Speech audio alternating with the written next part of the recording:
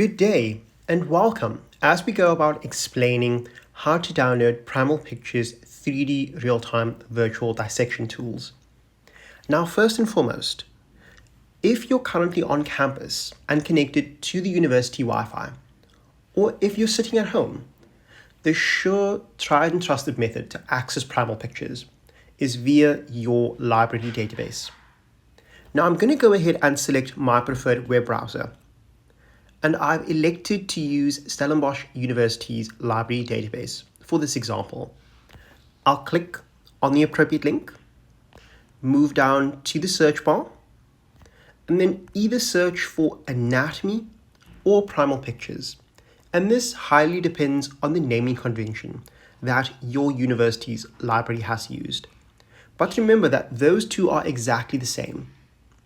Click on the appropriate link. When you're connected to the university Wi-Fi, this will then automatically log you in and then transport you to the welcome page of anatomy.tv/Primal Pictures. Go ahead and click Titles, followed by All Titles, and then Gross Anatomy. Scroll down until we stop at 3D Real-Time, which is our virtual dissection space. Now, for this purpose, I want to simulate how to download one of the different regions, and I'm going to choose the spine. As I click on that appropriate region, always make sure that you now click the gray button that says Install the app. As I click that, because I've already gone ahead and downloaded this particular region, what I would have seen previously, at the blue button that says Open, would say install or download.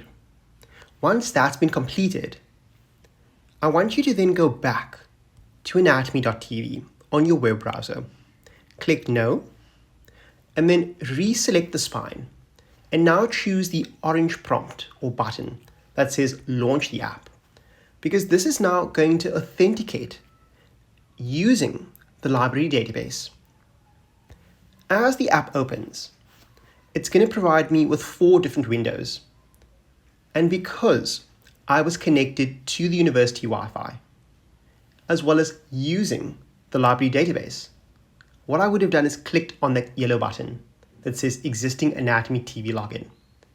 And now I can hit Start and continue walking myself through that entire virtual dissection process as I pass the next portion of this video over to my colleague Stephanie to explain the tips, tricks, and benefits of using virtual dissection.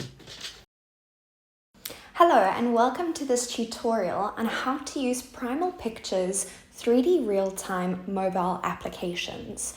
What's fantastic about these applications is you can use your accurate 3D body donor anatomy on your phones or on your tablets completely offline.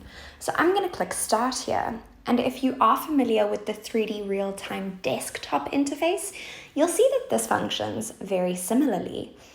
I can rotate my 3D model by simply swiping on my screen.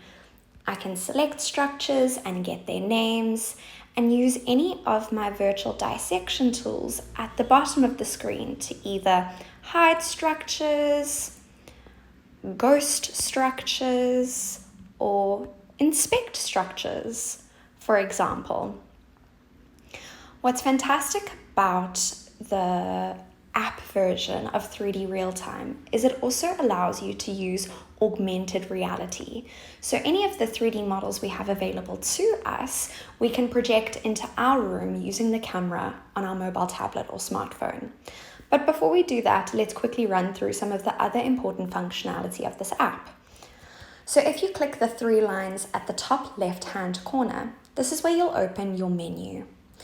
The text box is where you will get the written anatomical structural information about anything you select. So I had last selected the parietal bone. If I switch over to the maxilla, I will get all of the important information about that structure. Next in your menu is where you have a range of dissection images and pre-made models available to you.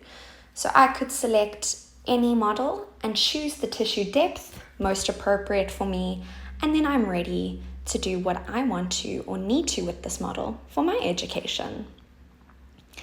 The next icon in the menu allows you to save a view if you would like to revisit it at a later stage.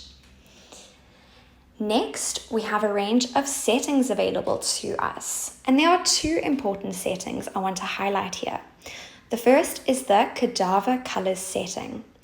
To remind you, my 3D model is currently color-coded, which makes it really easy to differentiate between an artery, vein, and nerve. However, our body donors and our patients are not color-coded. So, if we come and switch on the cadaver color setting, it's going to force us to think more critically about the difference between an artery, vein, and nerve based on their anatomy, their landmarks, and their course, instead of relying on a color.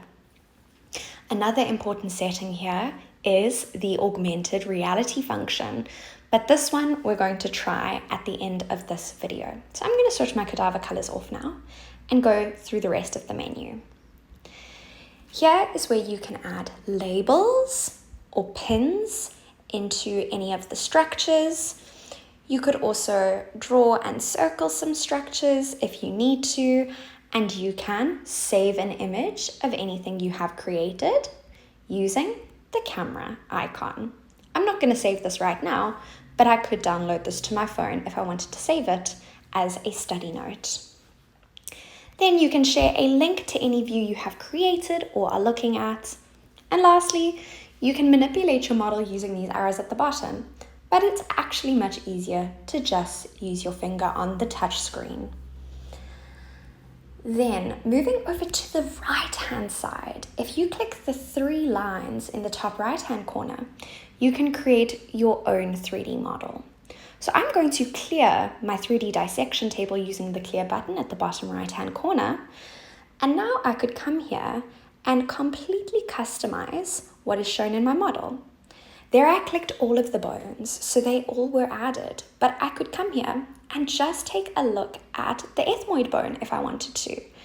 And now I have the ethmoid bone isolated over here, and I can take a look at just this anatomy. Or I could add in other bones and structures relevant to what I'm currently studying and have a custom 3D model. But I would always recommend taking a look at the pre-made models to see if you can save yourself some time. Okay, so play around with creating your own model. It's nice and easy, but the last feature that I would like to show you is the augmented reality. In order to access the augmented reality function, as a reminder, we need to go to settings in our menu. Then we scroll down to the bottom where we see AR mode, and we first need to select if we want to put our AR model mid-air or on a surface. And I'm going to select to put it on a surface. You can then select if your model is erect or in anatomical position, or if your anatomical model is laying down, either supine or prone. So now I'm going to go ahead and toggle AR mode on. And you'll see that the camera on my phone now switches on, and it's busy tracking the surface in front of me. When I clicked on the surface, it loaded my 3D model on that surface. I can now walk around my 3D model. I can still rotate it by swiping along my screen. I can come in nice and close and inspect any structure and still get the name of that structure.